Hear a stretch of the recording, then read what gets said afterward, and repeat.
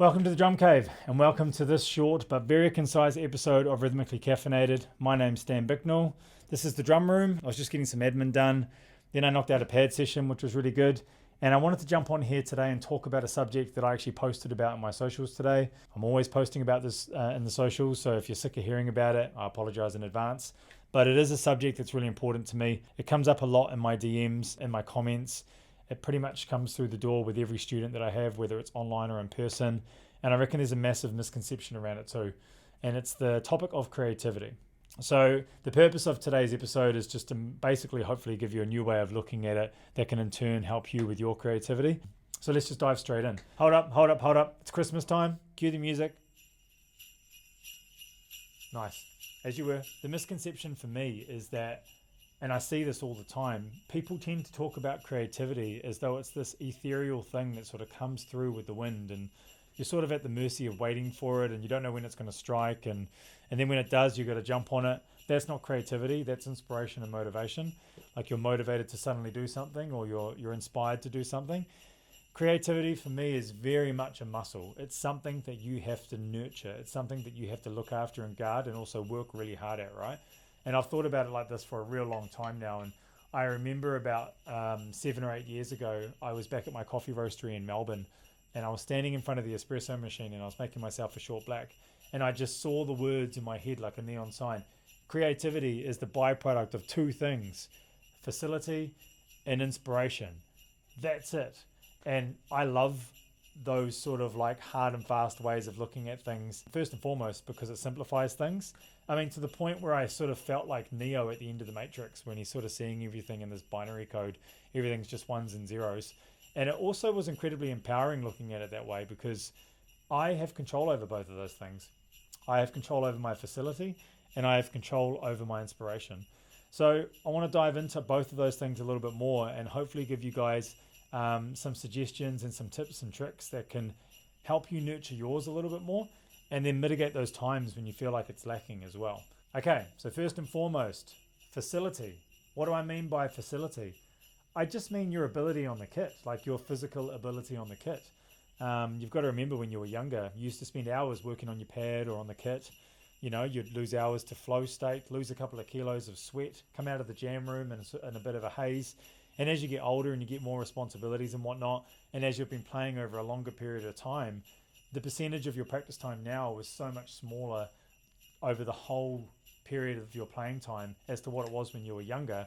So it's just harder to get better. And that idea in itself is quite discouraging, right? But you just got to keep working on your facility. You can never be maxed out, right? Keep working on your facility. And that could be anything. It could just be your doubles like I was doing at the start of this. I mean, you always need wheel cast doubles.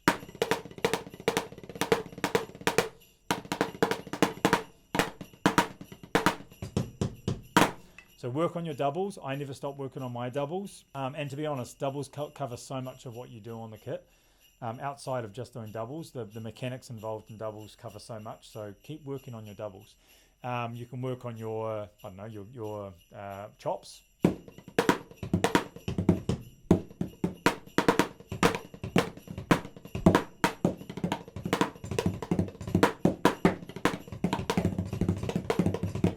Ooh.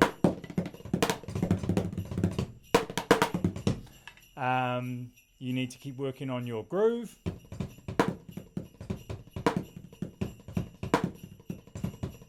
And whatever that word means to you, you know, like groove is your interpretation. So keep working on your pocket, working on your groove. You can work on your single kick.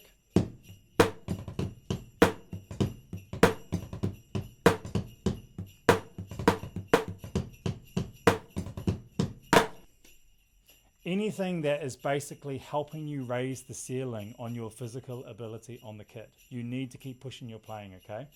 Don't get complacent, don't get lazy, log the hours, get some more reps in, keep raising the ceiling, don't max out your facility, right?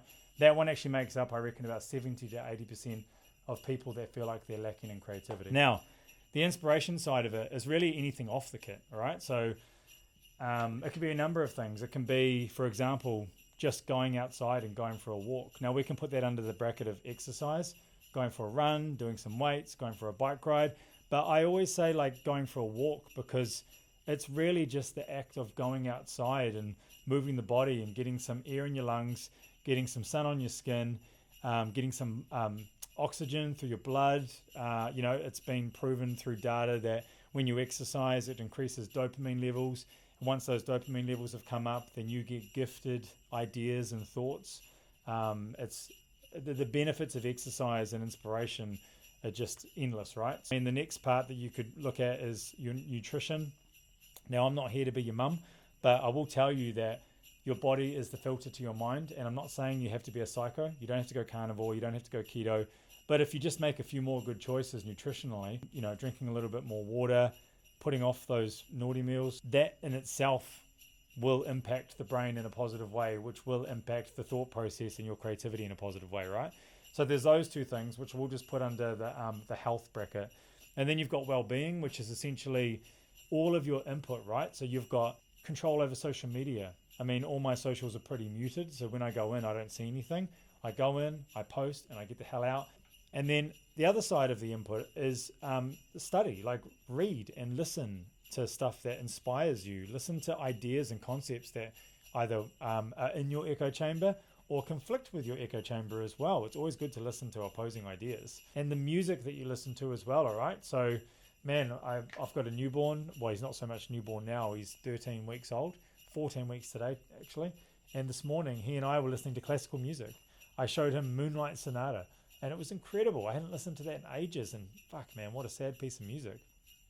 He wrote that about losing his hearing, and man, what a tune. I digress. Inspiration comes from going out and having a great catch up with a really good friend.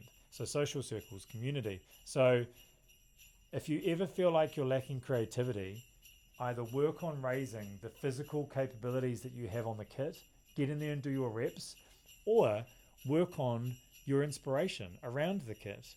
Health, well-being, relationships. Yeah, I mean, that's really the three main pillars there. Work on all facets of that, and I guarantee you will get results, and you'll never feel like you're in a lull with creativity. And that's my diatribe for today's episode. I'm pretty passionate about this stuff, and I'm always going to sort of scream from the rafters about it. Look, if it's not your thing, take it as a grain of salt, but if you are feeling like you're lacking in those areas, implement some of these ideas, and I guarantee you'll get results, right?